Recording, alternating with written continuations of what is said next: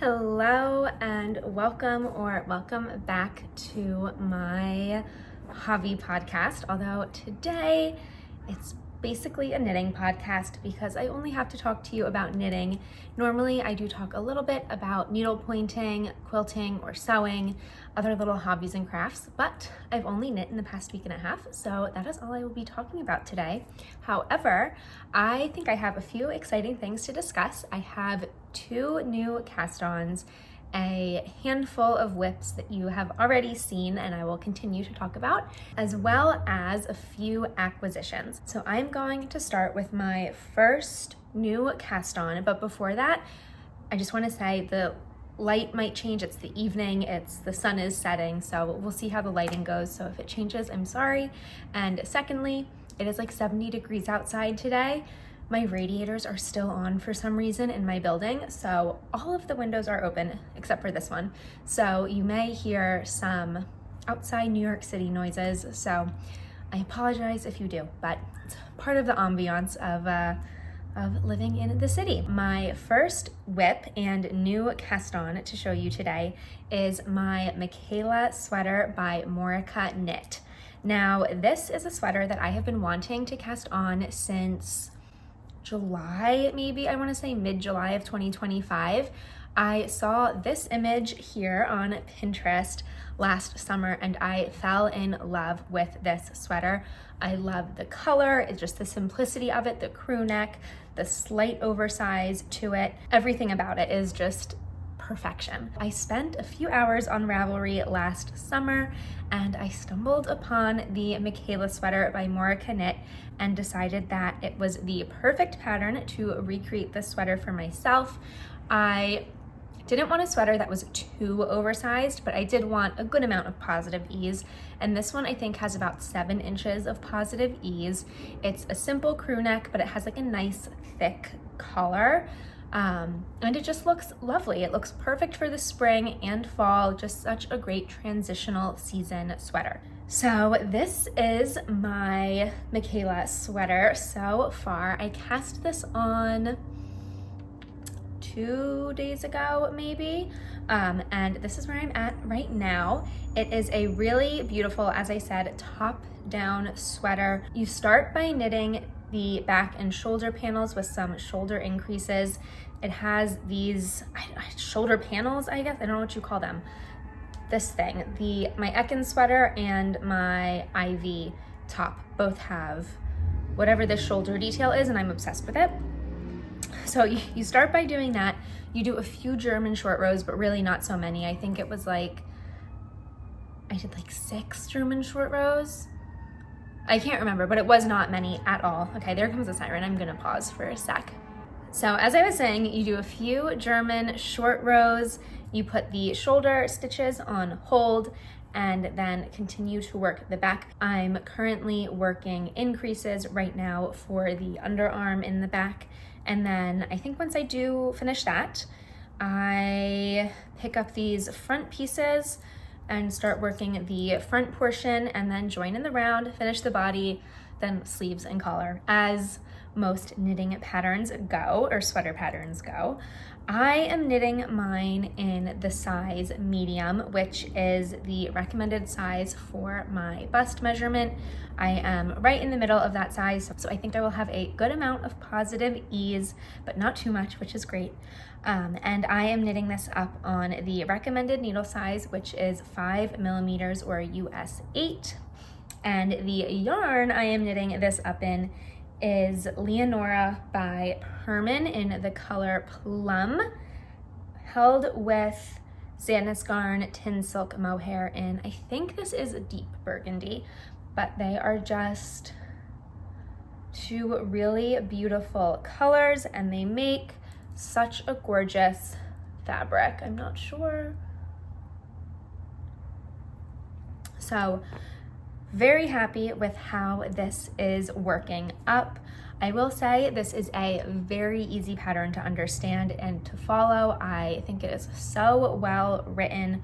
Granted, I have knit a bunch of, maybe not a bunch of sweaters like this, but I have knit a few patterns with a very similar construction. So it is becoming kind of like second nature to me, which is really exciting. But with this being a pretty easy pattern to understand and to follow just in general, I would say this is very beginner friendly. I think this is more than doable as a second sweater or a first sweater if you're willing to like grapple with a few things like German short rows and a decent amount of increases and decreases. You're not doing as many as you are for like a raglan sweater necessarily, but there are a good amount of increases and decreases within the first few steps, like the first few sections of this sweater. You're increasing a lot and then doing some decreases. But overall, I am loving this and would highly, highly recommend it to anyone who wants to make it. So that is my Micaela sweater by Morica Knit.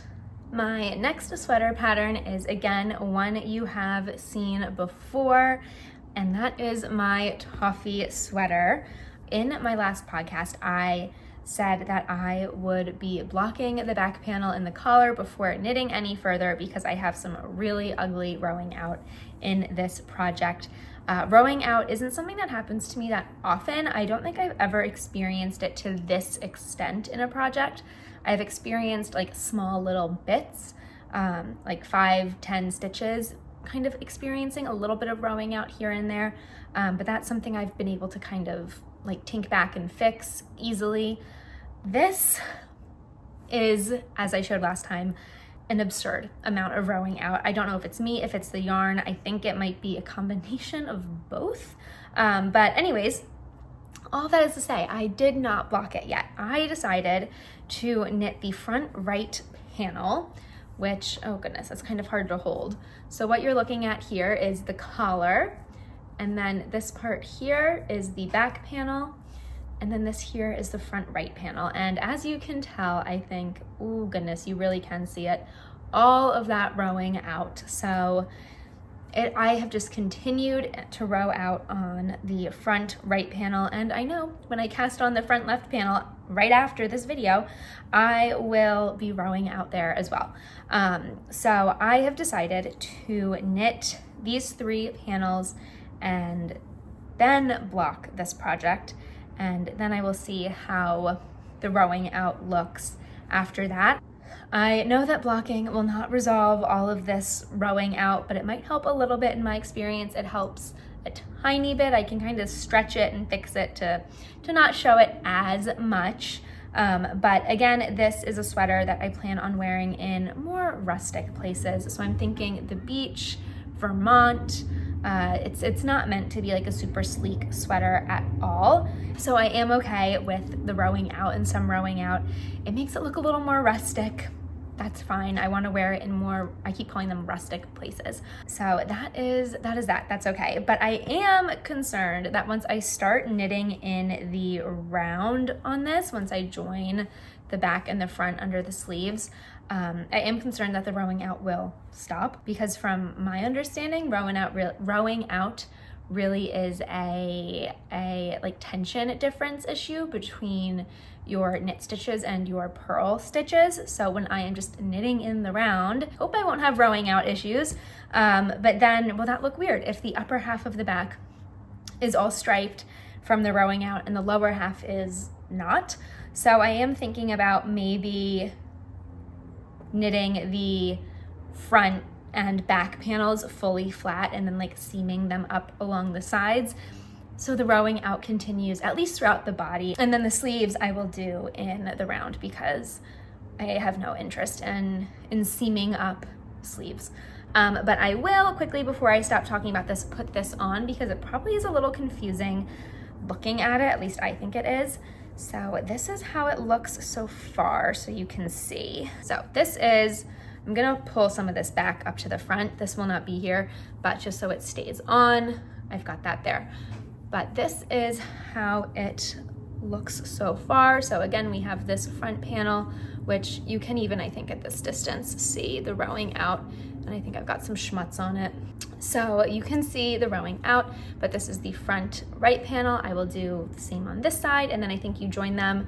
I'm not quite sure what happens with this part. I think it gets connected down to the edge. I think I do some sort of like I-cord edge or finishing along here.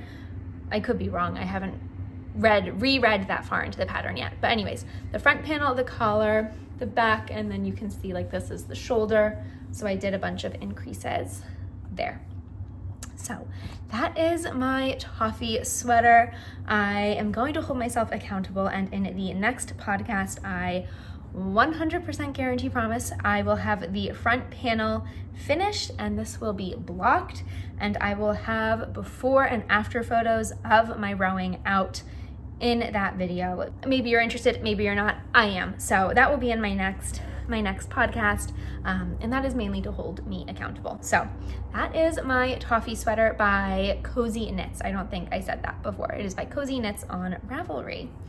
My third whip today is one that I will not be talking about too much because it is quite boring, and that is my green poncho here.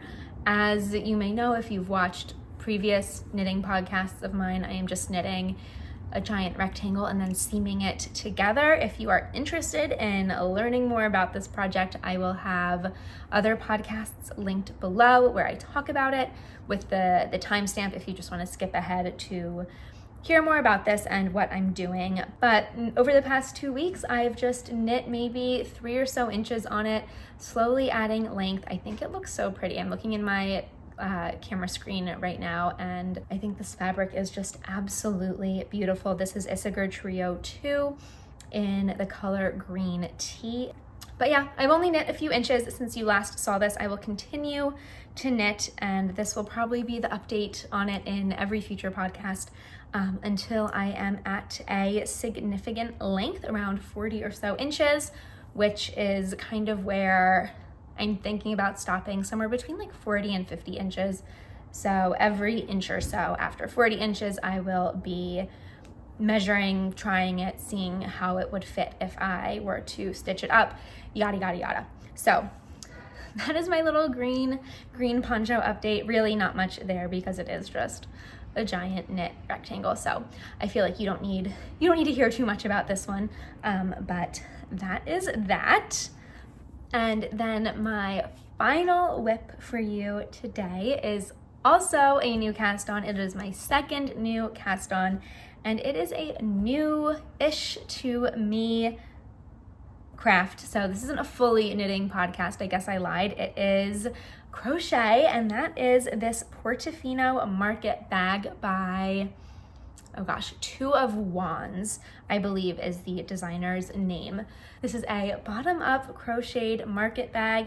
It is both a free or a paid pattern. So on the pattern page on Ravelry, she has the option for you to either buy the pattern for, I don't remember how much, I think I want to say $6, or she has a link to her blog, which has a free blog post of the pattern.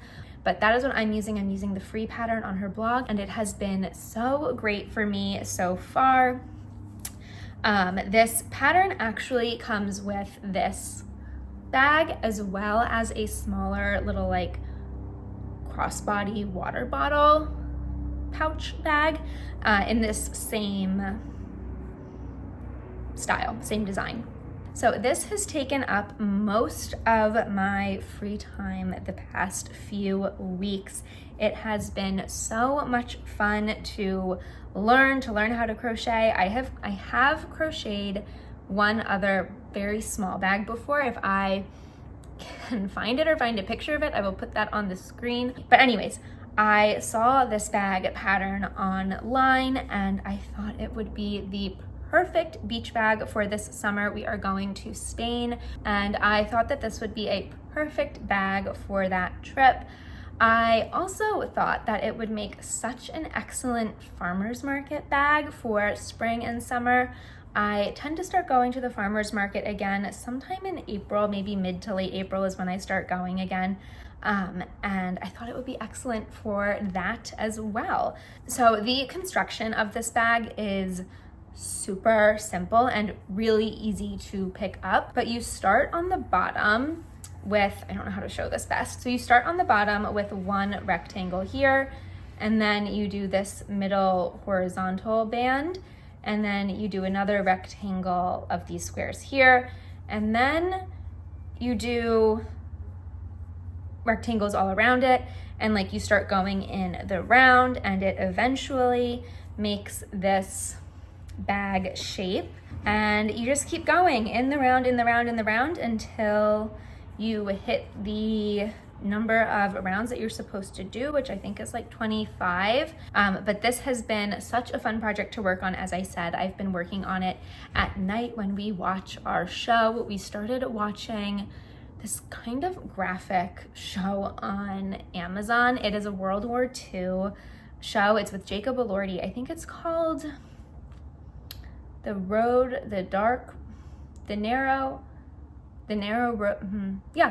Road to the Dark North, I think.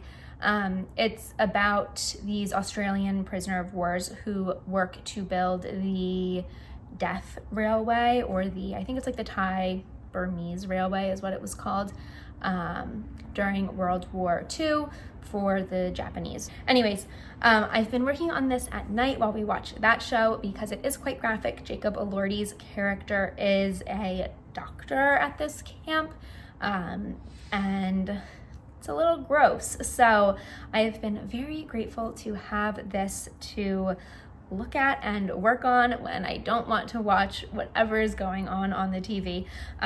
So this has been a very fun project for me and something new. And I don't think I said, I'm using the recommended, what is this, yarn, which is Lion brand 24/7. I don't know the color, but I will put that on the screen, as well as the recommended needle size. And somewhat related to this is this little piece here, which was actually my first attempt at the bottom of the bag. So you start doing this bottom chain, and then you work these rectangle squares up to the top, and then you make this thicker section, which is the bottom seam of the bag, I guess. And I realized I was doing this thicker section and I could not get the right stitch count. I had no clue what I had done wrong. So I was looking, and I realized I messed up at a few spots on the very bottom. I think you can see down here, right here, I messed up. I have two little bars going up into one, and it should be one bar going up out of each. And I also did that on this side as well. So instead of ripping back and restarting, I decided to just cut it and start fresh. So what I've decided to do with this is to turn it into a little headband. I don't know, I don't know. I have to think about it, but I think it could be a cute headband if I have my hair down.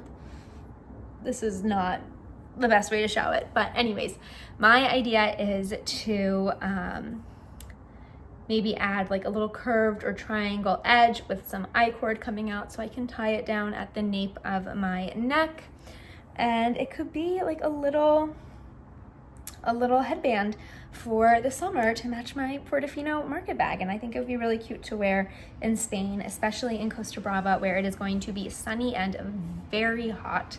I think this could be very cute. It kind of goes with the vibes there. So that is my second little random, I don't know, I'll call it my little Portofino Market headband, I guess. So that is all of my crochet, all of my knitting, all of my whips for you today. As I said in the beginning, I do have a few acquisitions, so I will quickly run through those if you are interested. I was at Annie & Company on the Upper East Side last weekend buying thread for my Valentine's Day canvas background, the Still Not Sick of You canvas that I've been working on. I finally bought thread for the background, and while I was there, I saw this ball of yarn. It is by Wool and the Gang. It is their Shiny Happy Cotton in the color Lipstick Red, which is just such a bright, pretty, happy, joyful red. This is not a color that I own at all, and I don't think I'd ever wear any like large garment in this, but when I saw it, I just had to buy it. It was $15.20, and I think it is so beautiful. When I got home, I thought that it would make a great dumpling bag by Purl Soho, which is also one of the patterns I mentioned in my spring knitting pattern roundup video, along with the Micaela Sweater. And so I decided to order another ball from Wool & Company. So I have 2 balls of this now, which I think is basically the right amount for the dumpling bag by Purl Soho. I think I might have a little bit left over. I think I might take 1.5 to 1 3/4 balls. But that is my first acquisition, and it already has a plan. So I think I will be casting this on right after I finish the front left panel of my Toffee Sweater, because I just think this would be so happy for winter through summer as like a little knit bag, like with a white dress. I think that'd be so pretty. So that is my first acquisition, my Wool & the Gang Shiny Happy Cotton in lipstick red. And also from Wool & Company, where I ordered one of these balls from, I purchased some more yarn, which is this yarn here. It is Barocco's Modern Linen in the color, I don't think it says a name, but the number is 11360. And it is just this really pretty, kind of like red, winey, brown red. It's such a gorgeous color. It is 100% linen, if I didn't say that, and I think it's beautiful. So I ordered this because I decided that in the spring and summer this year, I always want to have at least one crochet project going, and I want to make a cute little purse with this. I have seen a few patterns online that I'm thinking about, but I'm not fully decided, so I will let you know what I decide. But this will be used and cast on when I cast off my Portofino Market Bag. I'm very excited for this. I think I will have a little red accessory summer, different shades of reds. So I'm just very happy with these yarn acquisitions and excited to work with both of them. And my final acquisition is a knitting book, and this is a Japanese knitting book. I had this book in my Etsy cart for over a year now. I think I have a screenshot from a photo in this book in my phone since 2024. It is this picture here.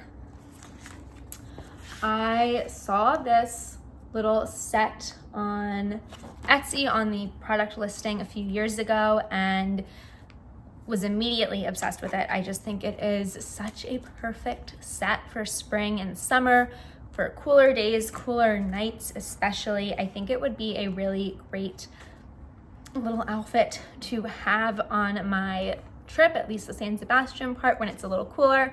But obviously I will not finish that in time. That trip is mid-June. I have no plans of knitting a full skirt in 2.5, 3 months. So that's out of the question. But there are a bunch of patterns in this book that I like. In addition to that pattern, there are a few pullover sweaters, there's a crochet dress, there are 2 cardigans that I love, and there's also, where did it go? Yeah, there's a pair of knit pants. I want to see if I can find them. Okay, I can't find the picture, but there's a pair of knit pants that I also really like that I think would make really fun, like at-home lounge pants for the fall and winter, like cooler days. So that's something I'm thinking about for maybe late summer, early fall to knit.